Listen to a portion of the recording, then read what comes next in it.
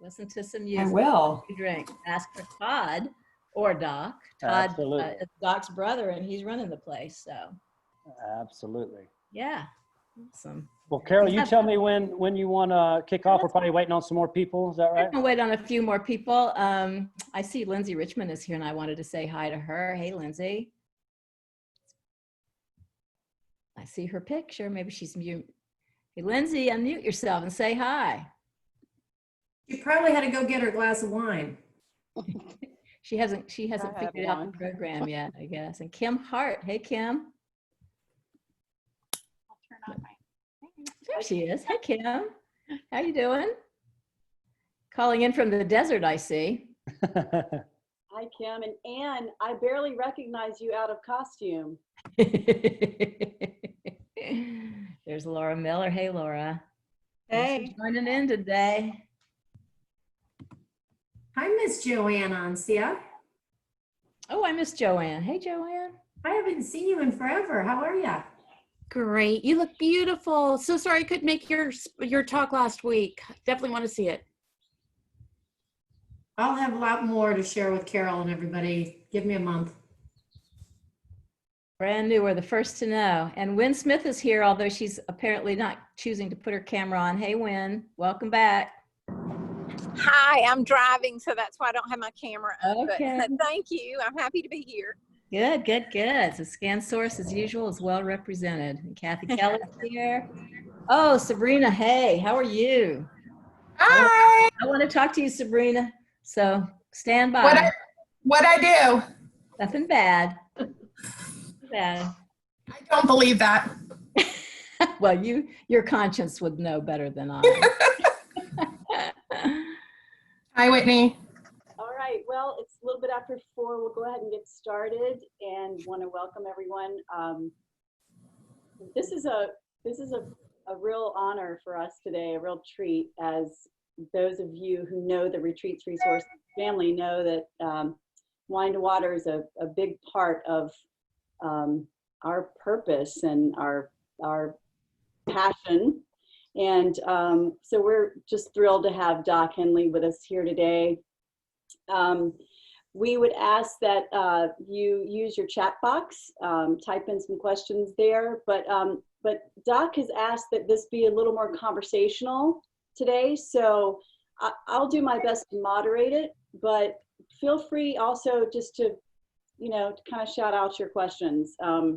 It might get a little crazy with a lot of people, but I think we can all, navigate around that. And he wants to really do some one-on-one and answer your questions today. So kudos to him for doing that.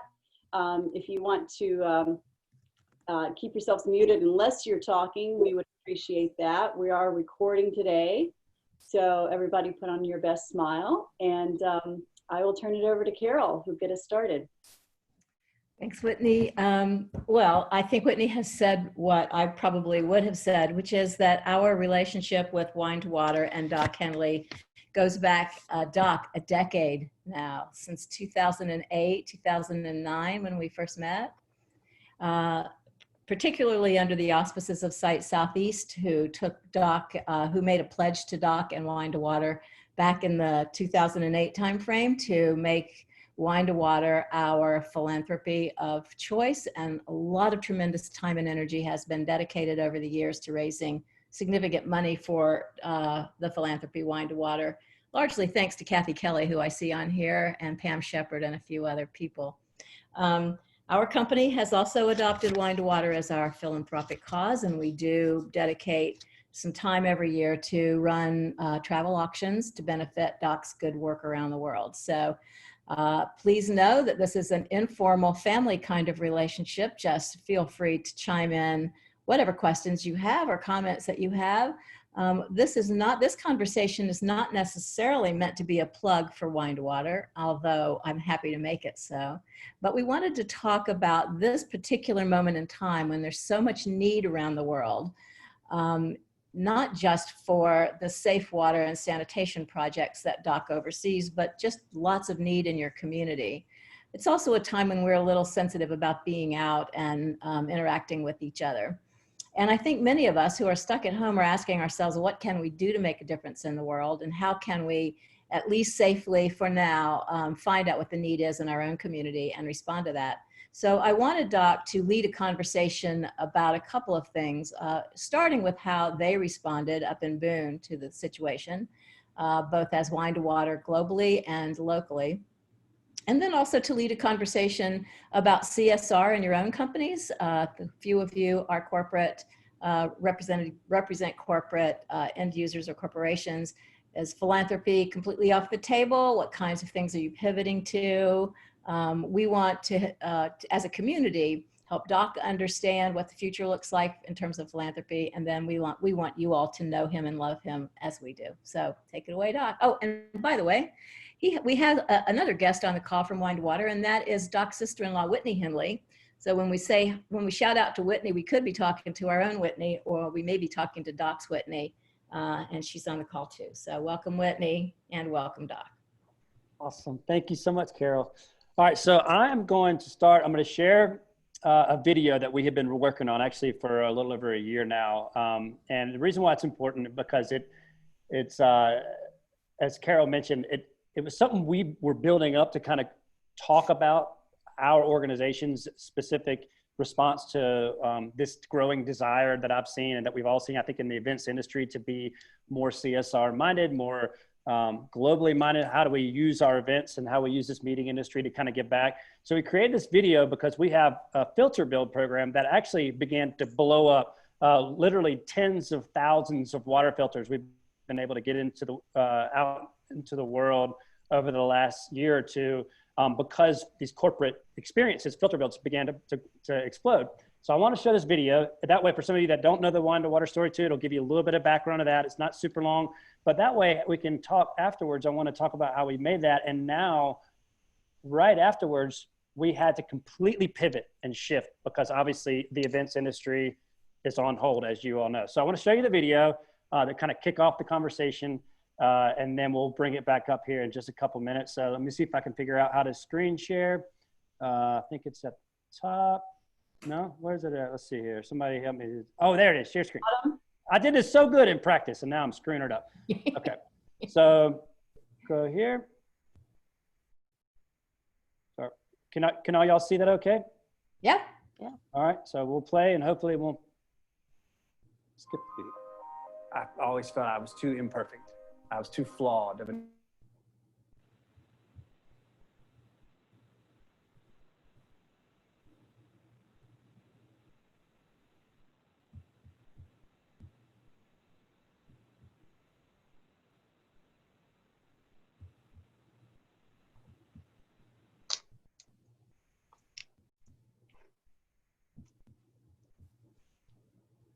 Doc, we're not hearing it right now.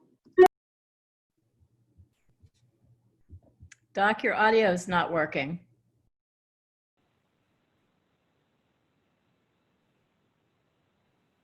Maybe he should unmute.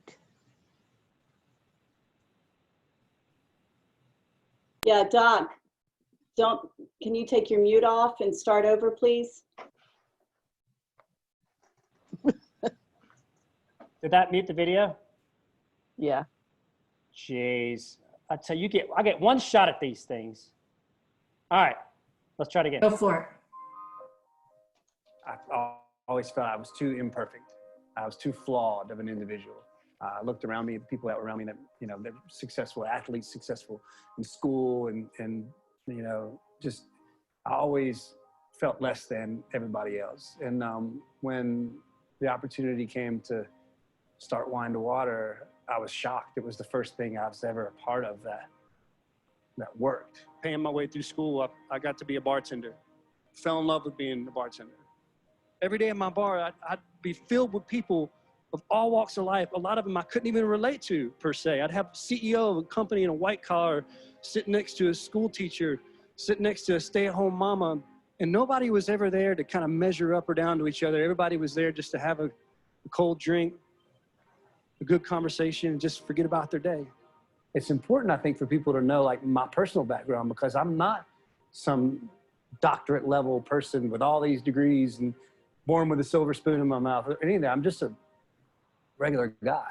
I'm still very imperfect. I'm still very flawed. I still sometimes feel like I don't got my act together. But what makes us so special and unique as an organization is that we're made up of so many amazing people that we're all imperfect. We're all flawed, but somehow we all balance each other out. The areas where I'm very weak, there'll be somebody else that comes alongside at the perfect time. And that's how we've grown organically as a team, as a community, as a unit. We invite people to be a part of that and bring their own unique story into our community as well. I couldn't sleep one night. I'm rolling around in my bed, kind of tossing and turning, and I had the phrase that you see on the screen up there, wine to water, in my head over and over. And I just started entering in stuff about water. I dealt with wine every day at my job, so I'm like, maybe I need to know something about water. And what filled that computer screen up that night really late is what altered the course of my life. I had no idea there was women and kids walking 4 and 5 hours every single day to get something that I have coming right out of the tap that I've never thought twice about. I had no idea, no clue. I had no clue the number one killer of children, the number one reason why a child, even today, is not gonna make it to the age of 5 in the world was because of dirty water.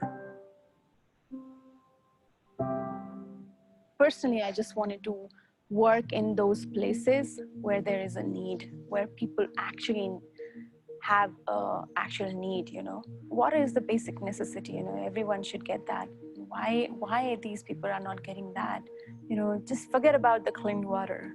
They do not have the water, you know, for drinking purposes. So they used to go to either walk for an hour or half an hour. They go either to the rivers or to the ponds. But now, you know, after getting the water, after the tube well established there, girls do not need to skip the school to get the water. I could see people, you know, washing their clothes. People started having the shops in the community, and then they were growing vegetables for themselves. They have the water now. They don't need to worry about, you know, going and shifting in another village. If it comes in our strength where we can work, then definitely, why not? We just wanted to work for these people.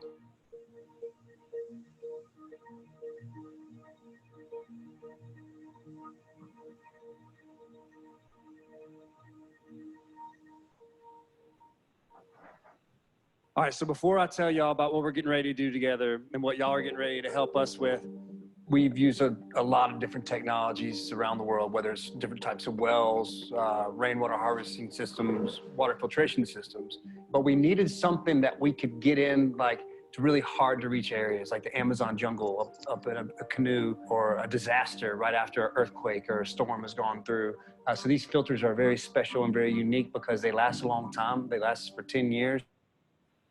But I can fit like thousands of them literally in a few duffel bags. This last picture right here, there are all these families like stuck on the border. They couldn't get into Turkey. Nobody was welcoming them anywhere. And they couldn't go back home because there was fighting, and they were in like a bad place. They were drinking water, and I'm getting these words from people, can you help us? Can you get us something to clean the water? Our kids are literally dying right now because of the water they're drinking. I needed 1,500 filters that I couldn't afford. And so at the beginning, we had a corporate sponsor say, hey, we'll sponsor these filters for you, which covered the cost. So I was able to get in immediately and bring them. The next disaster hits, another corporate sponsor say, hey, we'd love to sponsor the filters going through, but we know you guys have to piece them together because we get them all broken down in these different components and parts. And so they say, can we sponsor them, but can we put them together for you so you don't have to do that? And we were like, that would be awesome. That'd be a huge help. There's something bigger happening around us than what we see in our day-to-day that unites people, that brings people together, where they say, you know what, we can work together to continue to drive forward and do good for others. It makes me really happy to be a part of a company that wants to give back. I just think it lit a fire under me to want to help and want to make a difference. I think so many of us spend our day doing the practical. We take care of our families. We take care of the day-to-day in our house. We don't think about the water we get. We don't think about how challenging this is for other people around the world. And what we get to do in this filter build is actually move away from the screen, move away from all the technology and the to-dos in our life, and actually put our hands to something that's going to change people's lives. Whether you're my physical neighbor or whether you live across the world, we're all called to do something outside of ourselves. You know, I'm a mama with 2 boys at home, and my day-to-day looks pretty simple, you know, and mundane, but when we can come together, it allows us to kind of brush off all the stuff that doesn't matter and be who we truly are meant to be. Today we share and give 100 filters here in Anagoya, Chocó. They are ready for use, the soil filters here, and they can filter this kind of water. At some point, it's gonna resolve many, many problems. Those 100 filters is gonna help a lot of people here. It's about 400 adults and about 600 kids. Then who is gonna benefit with those filters is a big population. You know, everybody wants to do something significant with their life. And where you identify someone who has a great need and now you know, hey, I can bring a solution for that. You know, I'm a doctor and I can take care of medical problems, but I don't have the means to solve the problem until we partnered with Wine to Water. And now the efforts that we make are not temporary. They really last. You know, sometimes it just takes a simple act from an individual. We grow up in this mindset that you can't really have an impact in the world, but that's not the truth. Actually putting your hands on something and using what we have here, just our time, just our simple thought, just our resources today, like that's a pretty incredible thing to change somebody's life.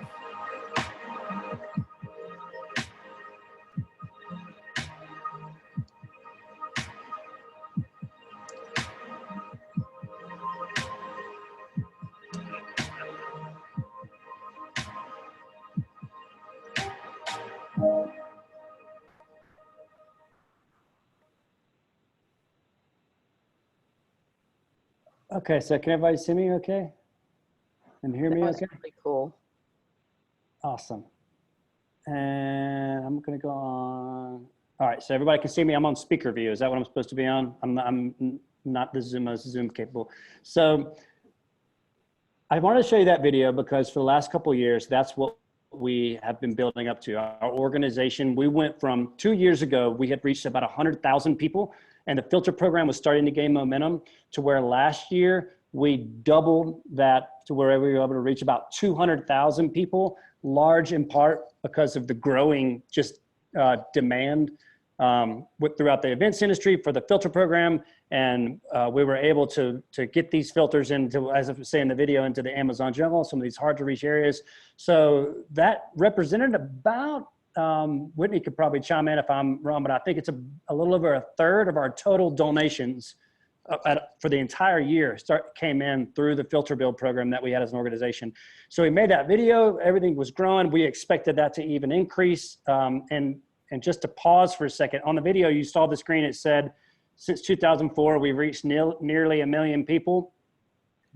Today, no joke, today we found out we hit our 1,000,000th person for clean water, like on this day. So I made my drink cocktail for you guys. So we're gonna all, while I'm taking a little bit of a side note, cheers, because today marks the day that we reached 1 million people around the world for clean drinking water. And we couldn't do this without partners like you guys, Carol, Pam, everybody on this call. Whitney, we love you guys, so thank you.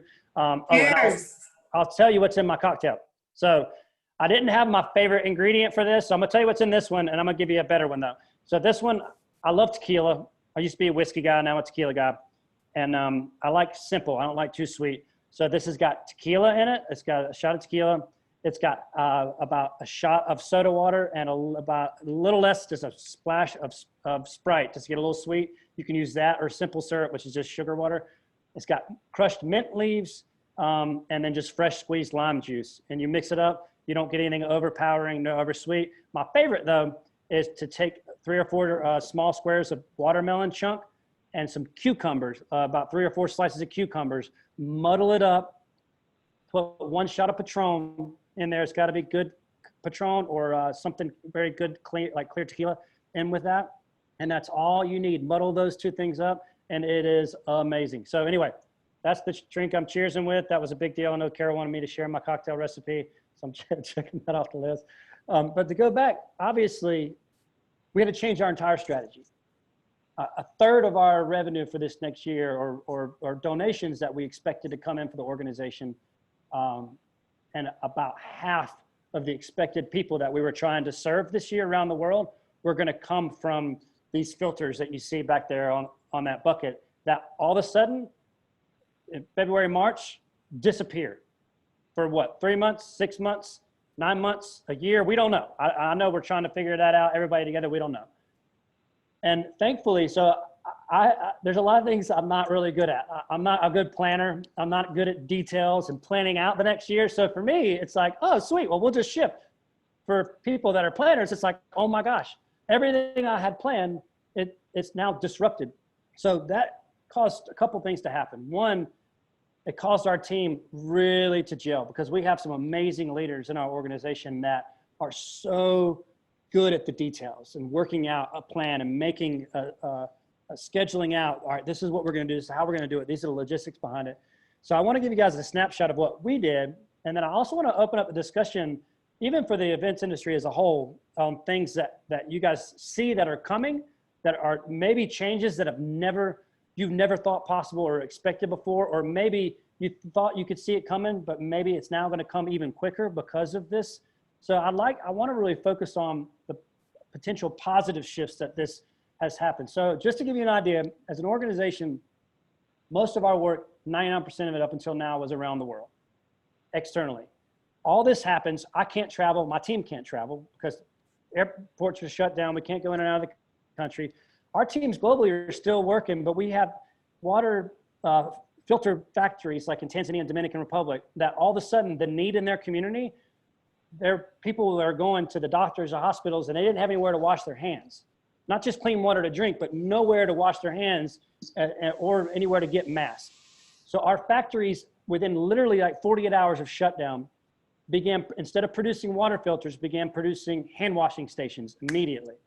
So we've got hand washing stations now all in our programs around the world, literally thousands. So on shutdown, we thought, gosh, we're going to be really struggling to reach people as an organization. We pivoted within 48 hours and began reaching people in hospitals, health clinics, police stations stayed up, and the places in these small villages don't have anywhere in these little municipal areas for them to wash hands in between shifts and when they're going to help somebody. They don't have any money to have PPE equipment, so we began to get PPE equipment out. We began to shift our international view, and then right here in our own backyard, I'm sitting here figuring out, gosh, within one day, I remember the date specifically because it's my favorite holiday, which is St. Patty's Day, March 17th. All restaurants in North Carolina on St. Patty's Day were ordered to shut down as of 5 o'clock. My brother, some of y'all were on the call maybe a little late, but my brother runs a restaurant just below Wine to Water, and it's a social enterprise. So the goal is to raise funding for Wine to Water. But we had 50 people on the staff there. My brother had to lay off 50 people in one day. We're one little social enterprise restaurant in one little teeny town in one state in the entire country. So within days, literally millions of people, as you guys know, even in your industry, lose their job. So within about 4 or 5 days, my brother and I, we put our heads together, and he's like, Doc, I've got all these people, my own staff, wondering not only how they're going to pay rent because they live paycheck to paycheck, how are they going to feed themselves and their families? Some of them are single mamas with kids.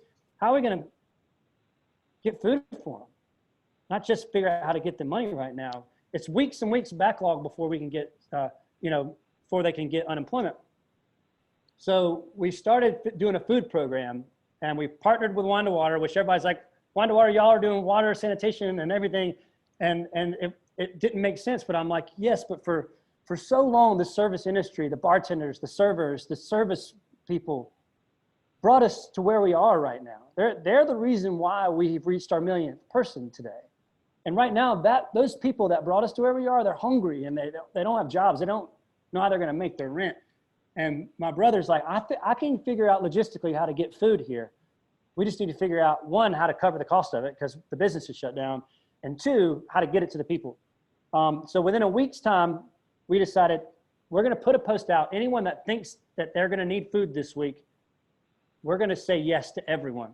We thought we were going to have to serve 4,000 meals the first week, and we ended up having to order enough food for 16,000 meals the first week. we placed the order. We had no idea where the money would come from. We're kind of like, how are we going to do this? And, you know, I'm kind of one of those like, well, if it's meant to be, it's meant to be. I kind of, you know, I guess step out on faith in situations like that. And it was amazing, the response in our community. We've not yet had a meal go unpaid for so far. Now we're over 100,000 meals that we've been able to serve here in the last just handful of weeks. And now that could potentially be one of our biggest growing programs, not so much because of the food, but we're recognizing these boxes that we're putting together that we can change it and morph it. Even as we're getting out of this crisis and people are getting their jobs back, when there's a hurricane that comes through the Bahamas or the coast, we can morph it into maybe a survival kit or emergency kit, maybe even another type of corporate experience that instead of just the filter bills that you saw in the video, people can come and help us pack food items and PPE items. And we put toilet paper, we put hand sanitizer, we put masks, all this stuff in these kits. And you should see it when we do the distributions on Thursday and Friday. We'll have these, like, I remember just a couple weeks back, there was a single mama that came to pick up food for her 3 kids. And she had been going to the food pantry before. And we really wanted to say, look, we don't want people just to survive during this time. We want them to thrive. And so we put really good food. We have fresh baked bread from our local bakery. We put good ground coffee in there, pastas, rices, fresh food.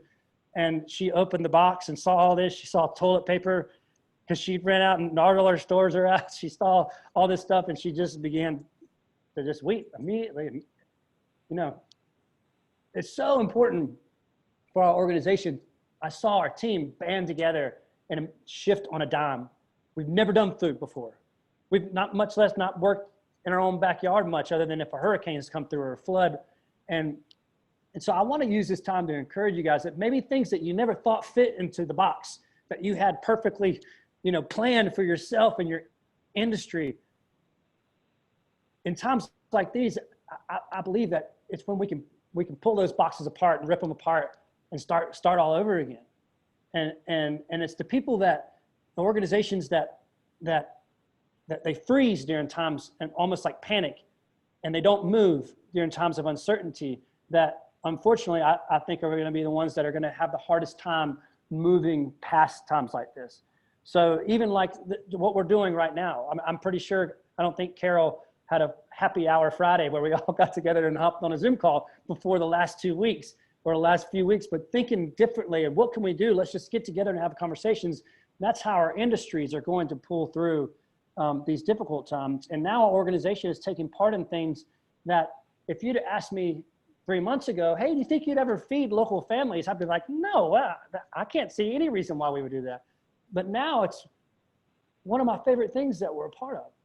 It may cause our organization to shift and morph into a whole different area that I never saw coming, but it's because we were nimble. If you'd asked me 3 months ago, do you think your field offices are going to be making hand washing stations by the thousands and partnering with doctors and nurses and hospitals to make sure they have the equipment they need? I would have said, well, no way, that's not in our wheelhouse. We don't know how to do that, but we've done it in literally a handful of weeks. And it's because of our team. It's because many of them are so great at details, and many of them are so great at dreaming and flying by the seat of their pants, and we all work together as a unit instead of sometimes those two personality types can be very headbutting. And yes, we do get into some heated arguments, but in the end, we're all rowing in the same direction. So I kind of wanted to take this time to kind of pause and encourage you guys, but also throw it out there for your industry as a whole. What do you see like 3-4 months ago that, man, it would be nice to go in that direction, or think, gosh, I never thought that would be possible. What do you see for this industry that's now a possibility? Not looking at this as a negative, not looking at this, but like that has opened the door for something that you never thought possible that is now able to be done. The obvious of virtual meetings being more prevalent, but I'd love to throw that out there and hear. I don't know if Whitney, if you want to help read some of the questions or comments or in there, but I would really just love your thoughts on this, because the events industry has been obviously very near and dear to Wine to Water, helped us get to where we are, and will help continue to get us to where we're going in the future. So I also would just love to kind of learn from you guys and hear what y'all are seeing is to come in you know, as these changing times. So Yeah, we no questions so far, but I love your question, Doc. I think everyone here has had to pivot in some way, whether it's, you know, on a personal level or company level, and certainly the virtual, you know, the separation has been a huge issue for everyone. As a company, you know, we started this, we thought it was important to keep our community together. Initially, Carol and I, to be honest, initially it was just a place to vent. We wanted to give everybody a place to unload, to ask questions of each other, to vent, to cry, to, you know, gnash their teeth, and whatever else needed to happen in the beginning, because there were so many unknowns. And then we sort of now have shifted into this really what we think is a very valuable way to continue conversations, to take people virtually to places that normally we would just be talking about. So we've decided to keep going with these virtual connections until, I mean, we haven't even put an end on it. We'll probably be doing these, you know, years to come. It'll just be a standard part of what we do. It's just to keep the connection. I'd like to hear from some of the people that are maybe corporate direct, how, you know, their answers to Doc's question of, you know, what are we doing now? While we're waiting on that, I'll say I truly believe that the CSR was a big deal, obviously, before all this, but people now, and I noticed this actually, because I was 4 or 5 years into Wind to Water when 2008, 2009 hit. Y'all know that, obviously, that was a big deal for the events industry too. And what was so shocking to me is that in times like this, when you think people are like, gosh, we need to really squeeze our budgets and squeeze, they do, but people also are much more empathetic during times like this. And so if you're going to do an event, from what I'm hearing even now, it's like, I don't want to just host an event just to get people together and talk and let's do some continuing ed and move forward. But I really want there to be a purpose behind why we're getting together and make sure we're able to help some people. So CSR obviously was growing leaps and bounds the last 3 or 4 years. I think this is going to take it, in my mind, to the stratosphere, the desire for people to, if we're going to do something together, let's make sure that there's some good being done as well. So I really believe this is going to be a big part of the future. What that looks like, is it going to be together? Is it going to be a little virtual? I'll give you all an idea here in a little while. We had a fun virtual event that went over really well a couple of weeks back, but I saw there was another chat. I don't know if Whitney did a question or a comment come in. I had started typing something in, but then I just decided I would chime in instead. I'm a corporate planner, and I'm actually on furlough right now, but I'm a corporate planner. And my instinct is that sharing what you just shared about how you have, as an organization, figured out how to pivot to the need that you saw is not only a good model for corporations, but will make them feel like we're not just going through the motions of the established CSR activity that you have. You know, like, I think sometimes that begins to be, it's kind of like the build a bike thing. You know, it's like, well, this is the thing that this organization does. Where if you're saying we're gonna figure out what the need is, like you said, we were building wells, we were doing these things, and then we had the need for the filters. Sharing that story, I think, is going to be super important for you. And of course, I'm like a huge Wind to Water fan, and you know, y'all get a little teeny bit of my money every month, but so I'm already on the bandwagon, but super happy to get this update and learn about what y'all have been doing during this time.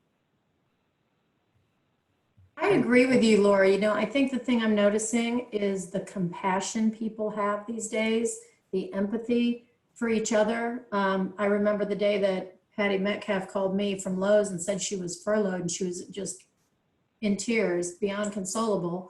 And not 2 days later, I was fired. And it's interesting how we all have come out of where our comfort zone was to help each other. And I think that as CSRs move forward, I think people have a different, like you said, it's not just a project that my company said I have to do at a meeting. It's almost getting ingrained on us on a daily basis, even with our peers, because you just don't know whether it's mental right now or it's financial right now. It becomes less of a big project and a day-to-day project. And I think that the whole concept, I think people are just going to be a little more open to doing anything they can to help anybody they can. So I think, you know, with Doc pivoting, it just shows that we can all pivot and we can all help in some little fashion. Everybody is just, I mean, I've never talked to so many people in Kroger. I mean, everyone just wants to talk and be friendly. And it wasn't like that before. Mm-hmm. Yeah, I will say that I'm a corporate planner as well. And we tried to implement some sort of CSR years ago, and the company just was not interested. They didn't want to spend the money. They didn't understand why we were pushing something like this. And then about 5 years ago, it suddenly became important. And so now in the last 2 years, some sort of CSR activity has become almost mandated for almost every single event we do, whether it's a sales meeting, an internal meeting, an incentive meeting. But I will say in these last few months, it has just exploded, and they have just gone overboard in how can we help our community? How do we help our people? How do we help our clients? Like, they've just almost gone the absolute opposite direction that I would have expected, which is exciting. And it's fun to see, because sometimes you think big corporate doesn't care and they just want the money and it's all about, you know, the power play. But in this case, at least the company I work for has really done a lot to be supportive, and where can we help our people and our clients and the communities around us, because we know that's what's important, not the money. So yeah, I agree. I think this is going to explode in a good thing. And it's going to be a positive thing moving forward. And so, you know, once we all get back to working and doing meetings and being face-to-face and everything we want to be, I think this will just be nothing but positive moving forward. So it's exciting. Kimberly, was there an impetus to that change that you know of? I don't know. I mean, I'm probably, you know, too far down the rung to know where it finally pivoted and where it finally somebody clicked and went, yeah, we need to do this. I mean, it very could have easily just been a, hey, you know, we can check a box on a tax form and let's try there. And then they saw all the positive feedback, because I will say with every event we do, our people crave that. They want to know, what are we going to do for a CSR? How are we giving back? And then the feedback once we do it is over the moon. We were so excited that we could, you know, see the impact that we had in a positive way that impacted people that, you know, didn't have this, that, or the other, or whatever the impact is.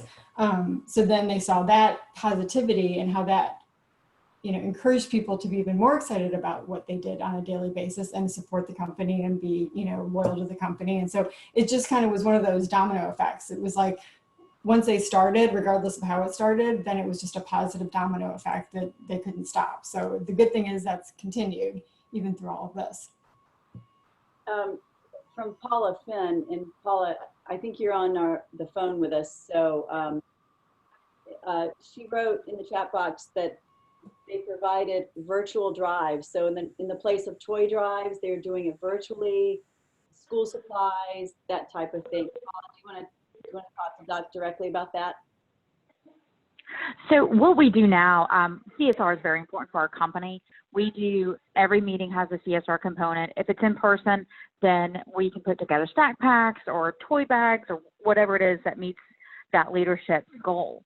But right now we've pivoted like our toy drive for Christmas to a virtual. So you go onto this website, and if you want to buy books or if you want to buy a doll, you go and you select those items and then you check out. So it still allows the individual to have the decision on what they're buying, but the money goes directly to the organizations where they can purchase the doll or whatever it is.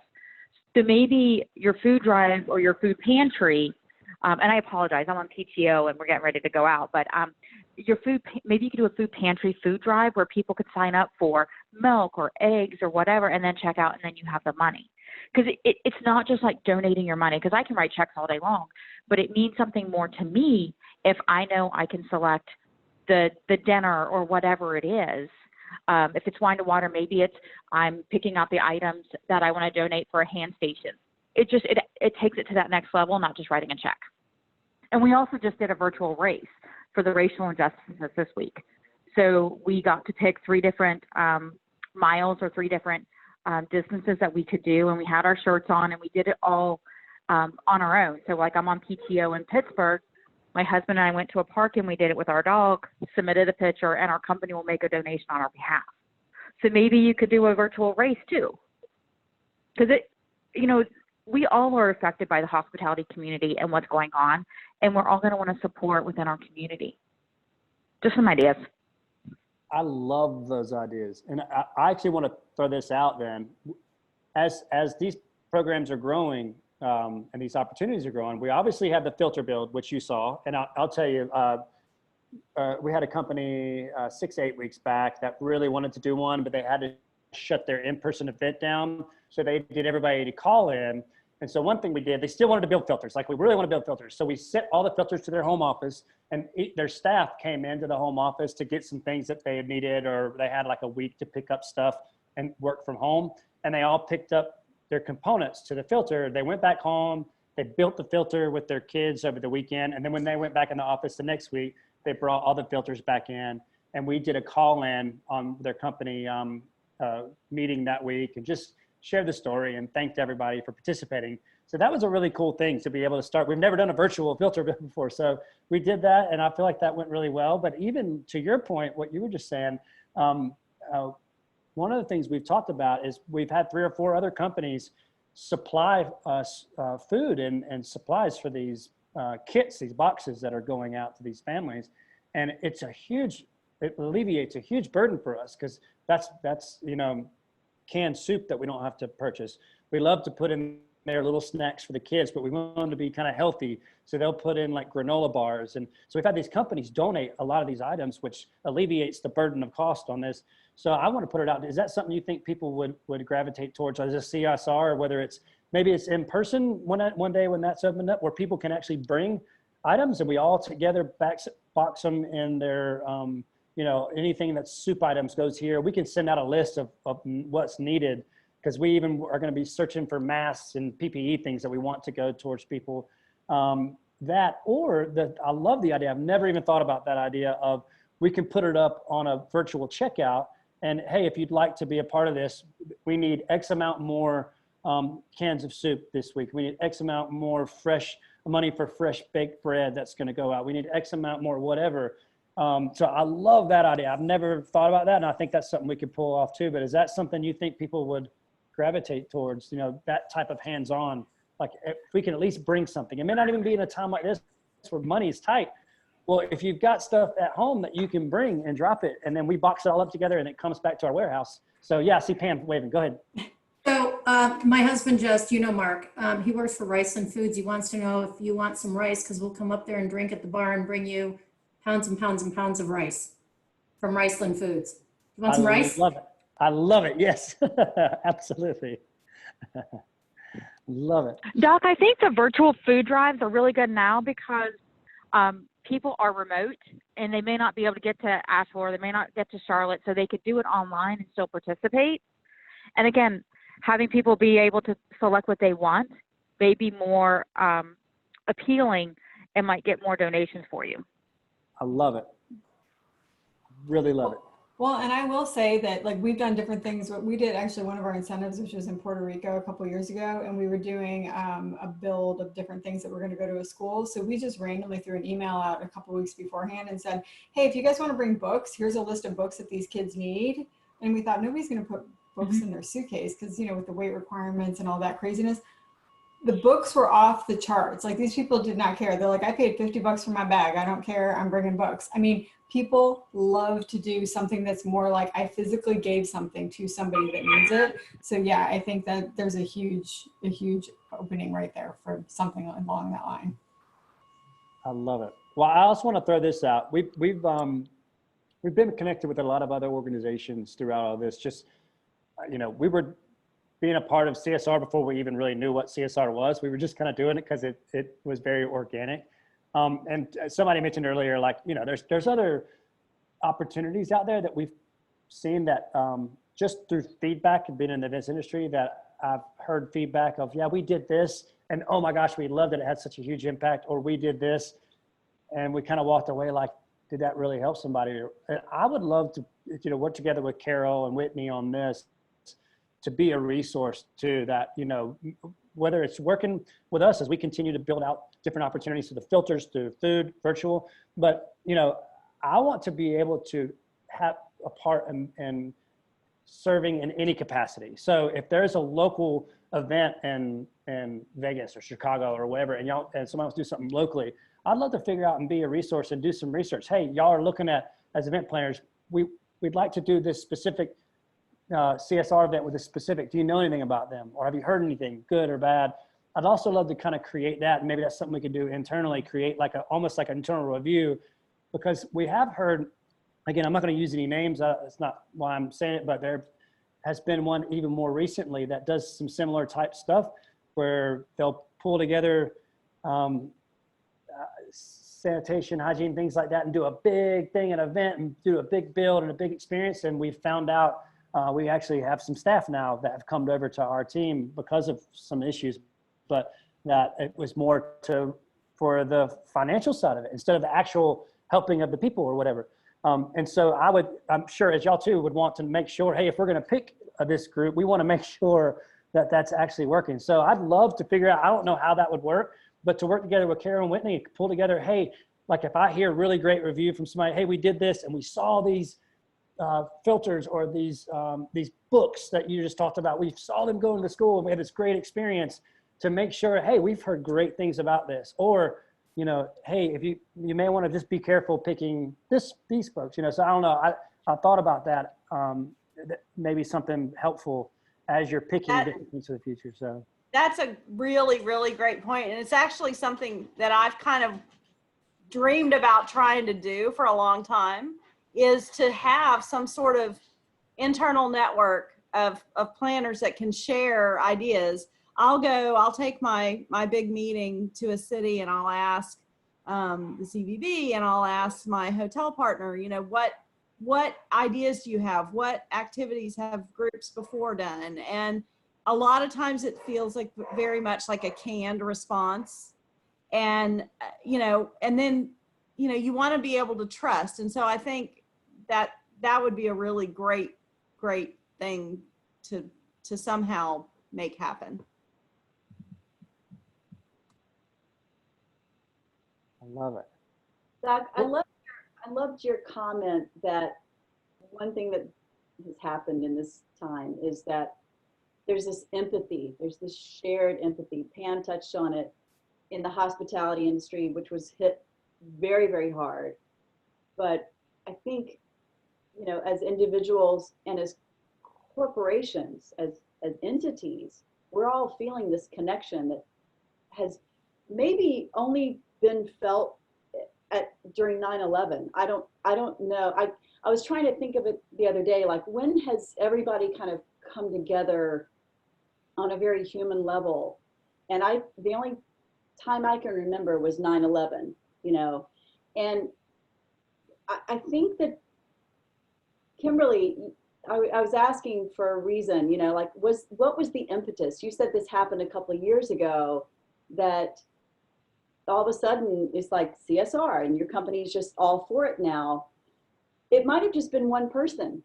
It might have been a new hire, in the right position to say, hey guys, we're missing out on this opportunity. And yet now your company cannot do without it.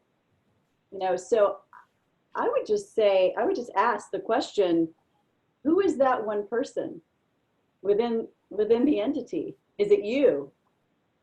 As a planner? Well, I would say that, I always have felt like as meeting planners, we have a lot of power because we spend a lot of money, and money is power. And so if you have the opportunity to be the one that makes the choice of how that money is going to be spent, there's so many times you can provide exactly the same experience, but who you're paying for that experience can make all the difference in the world. And I know for me, not in my current position, but at the law firm where I was for 24 years, It was me. I went to them and said, on the afternoon that we have recreation at Partner Retreat, I want to offer a corporate social responsibility activity as one of the choices. And they laughed at me and they said, you can offer it, but nobody's going to do it. And I said, well, we'll see about that. And it was so hugely popular and they begged for it again because people want to give back and you just have to give them the opportunity. And sometimes you have to go out on a limb. I mean, if nobody had showed up, now of course I was in the background saying, you better show up. If you want to have a room at Partner Retreat, you better be there. But it was successful. And then they, you know, we couldn't do without it ever again. That's very good insight. I love that. Carol's going to chime in here. I haven't heard a peep from the usually very engaged ScanSource team. Y'all are close to where Doc lives. He's actually from Greenville. What does ScanSource do for CSR and does it vary? Has it been put on hiatus? Who wants to speak to that? We have a what we call our ScanSource Charity Foundation. So it's an ongoing thing, even though we're not there. And we have a board that decides where the funds are going. And we have used Doc Hendley in some of our events before, and it's been very well received.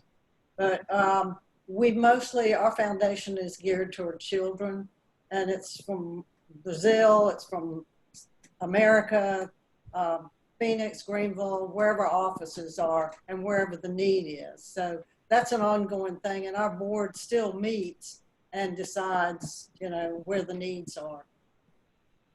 Yeah, I will say we've done some great events with ScanSource. We've had some awesome events. So very excited about that. Sorry, Carol, go ahead.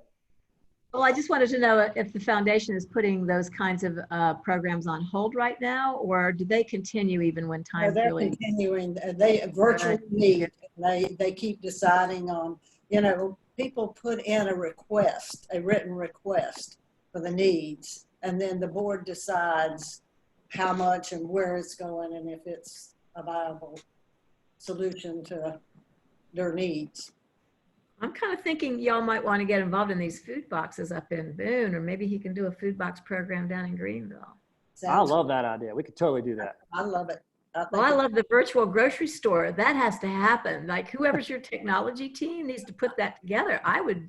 You pick out however much you want to buy and you guys distribute it. That's a great idea. Well, I figured out Zoom in like just 3 weeks. So I should be able to figure out how to do coding and make a virtual shopping cart. I don't know, maybe another 3 weeks. I'll take care of it. You have people who can do that. Is there any opportunity for you to partner with any local farmers to provide fresh produce for those boxes? I know an organization, I'm in Auburn, Alabama, and there's an organization down here that's doing that. And they're feeding the children who weren't getting fed at school, that normally got fed at school, and paying farmers for food and making food boxes. Kind of like I think so. It's been so organic and it's so new, but like our local, there's a company that does all the fresh baked bread for all the restaurants up here called Stick Boy Bread Company. And when they heard about it, they just started dropping off hundreds of loaves of bread every week for us, which is awesome. And so we do fresh produce. We have a great connection through a local group that we were using for the restaurant anyway. And so they gave us like a really great rate on the produce that's coming in fresh. But we have a really active local farmers market. So I think that's something that we can also, I think it's a fabulous idea. It's something we can kind of grow into. So it's a great idea. The other newcomer we have online is Dee Dee, and Dee Dee is in Richmond. Dee Dee, are you still with us? No, she had to jump off. She did. Okay. And then is Lindsay Richmond still with us? She's out in San Francisco. He also had to depart. She did. Okay. Okay. I love Barry's comments. Barry, speak up. Ballsy ones. And the builders of the events. And, just like Laura said, put your neck on the line and say, look, this is what I'm going to offer. I'm just going to have this as an offering. And they may scoff at you and laugh in the beginning, but I I really think even on incentive trips, okay, even when you're there to play golf and do the spa and treat yourself, it feels better to give back than it does to get the facial. It just does. It lasts. You know, when you go home, your skin looks the same as it did when you left the airport, but your heart is changed. And I think if you give people the choice, I think that they will follow that. Mm-hmm.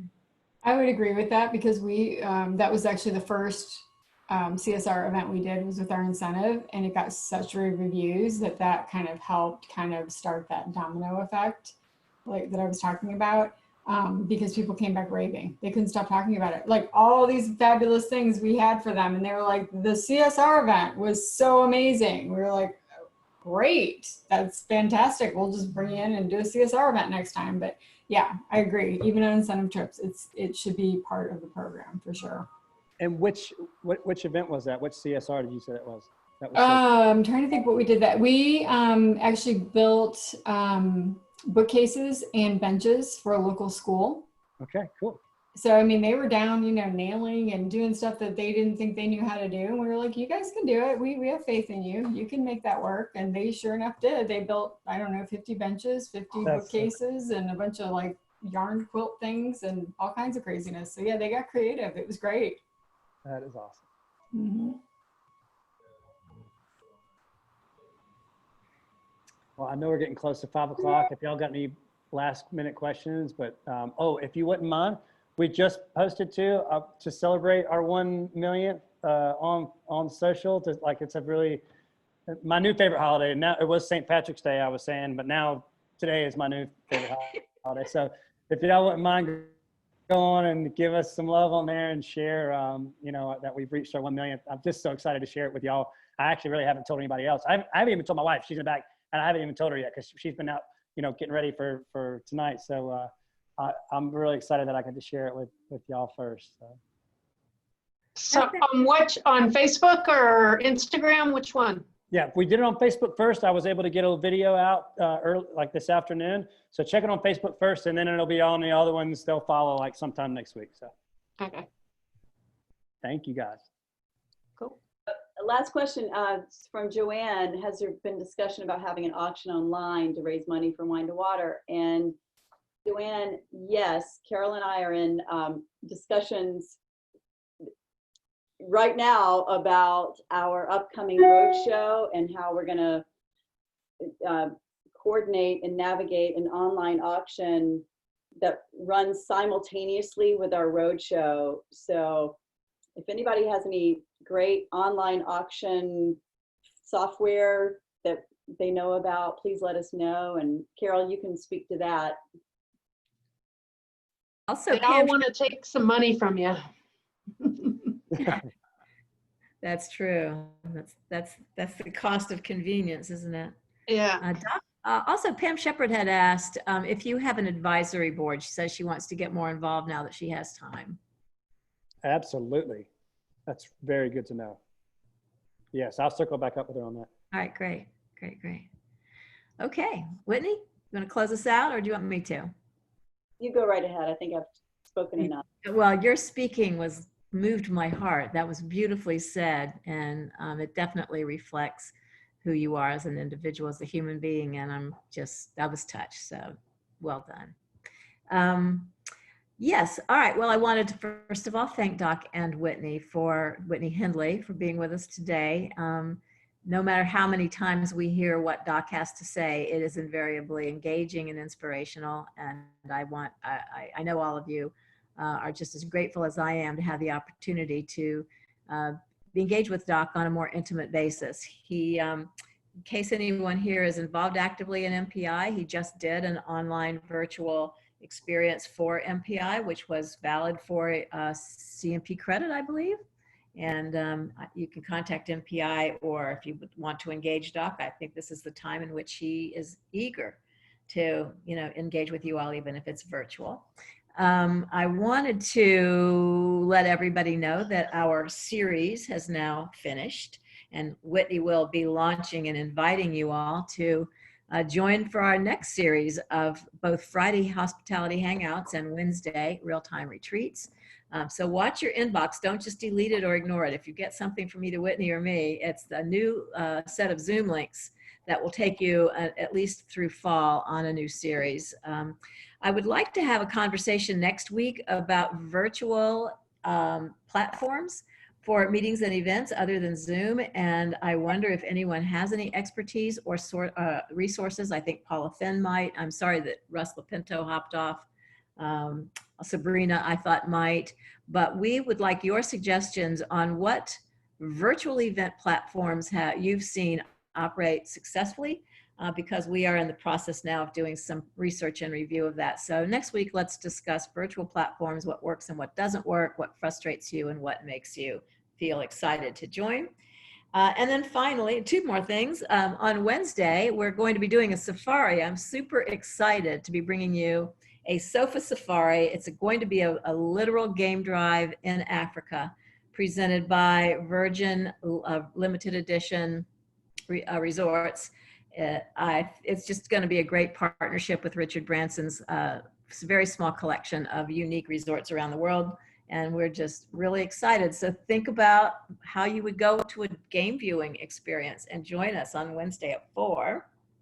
The final thing is that Whitney and I have been talking about, since this series has come to an end, there are 4 people that we wanted to recognize who literally have had almost perfect attendance. And 2 of them are not on the call today, but have been with us almost certainly every Wednesday and almost every Friday. And those folks are going to receive a $50 wine.com gift card from us. And those people that in this group are Ann Butbolowski and Barry Zidell, as well as Scott Seward and Kathy West. So Barry and Ann, if you're still on board, oh, you know what? Maybe we should do you guys have wine, Doc? Do you sell wine, wine to water wine? We'll talk offline. Y'all are going to be getting some wine from us. Don't quite know how, but $50 worth of wine to y'all for showing up week after week with your smiles and lifting our spirits. Thank you. Thank you. Enjoy. Cheers, everybody. All right. Stay safe. Have a great weekend. Bye. We love Wine to Water. Thanks so much for coming. Thanks, y'all. Love you guys. Love you. Thanks, too. Carol, Whitney. Appreciate it, everyone. Bye, Whitney.